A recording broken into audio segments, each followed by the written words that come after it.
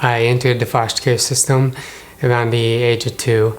So I typically tell people I was in foster care for about 18 years and 18 homes. And as I was growing up, I was with 2 of my siblings. I am the youngest out of 6 biological siblings. The 3 of us, we would kind of stay together for the most part of my childhood until about 12 years old.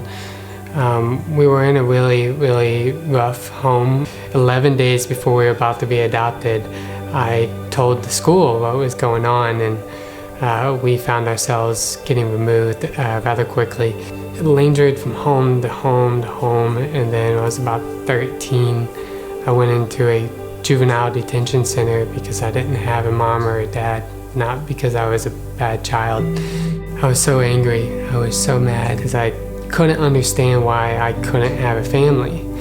And so I just got tired of having my hopes up. So I told my judge at 13 that I want to switch my case plan from finding an adoptive home to me aging out.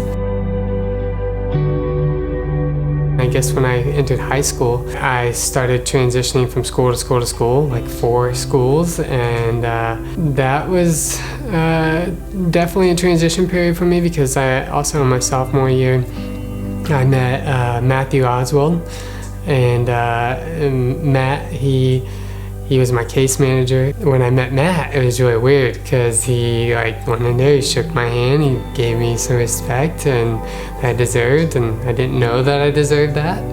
And he would ask me about my case file, he would talk to me about what was in it, he would talk to me about my future, my goals, and I was on a farm at that point, and you know, I was young and I was getting myself into some trouble, and it was not fun seeing Matt because I felt his love every single time, and I did not want him to be disappointed in me. About 2 weeks before my 18th birthday, I get a phone call from Matt, and he says, "Hey bud, what you doing?" I said, "Hey, I'm going to bed. It's 10:30 at night. What are you doing?" And he said, "Well, I'd like to welcome you into our home and help support you while you transition into adulthood. He didn't want to put any pressure there around labels and mom, dad, or anything like that. He just wanted to make sure that I had a safe place to grow into adulthood." And I almost said no. I didn't feel like I deserved it. But about 6 months in, I sat them down and we were talking, and they were really nervous, especially Lynn.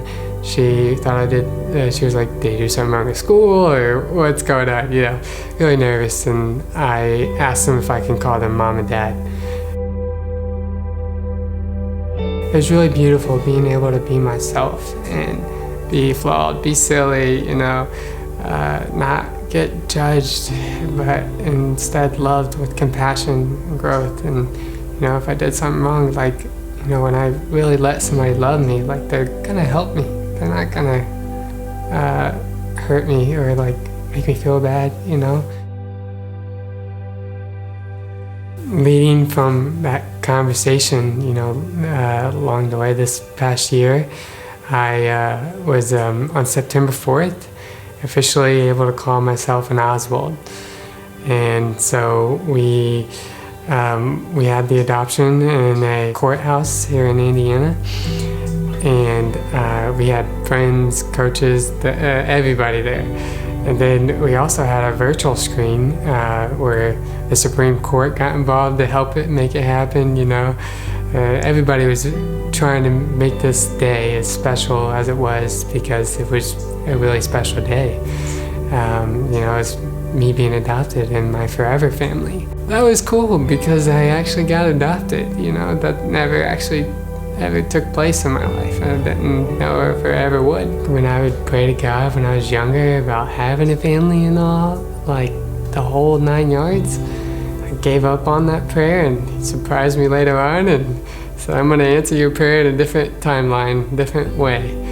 And I don't think I'd change a thing from where I am today, because now I have somebody. I have more than somebody. I have my whole entire family, you know, like that's a lot for me.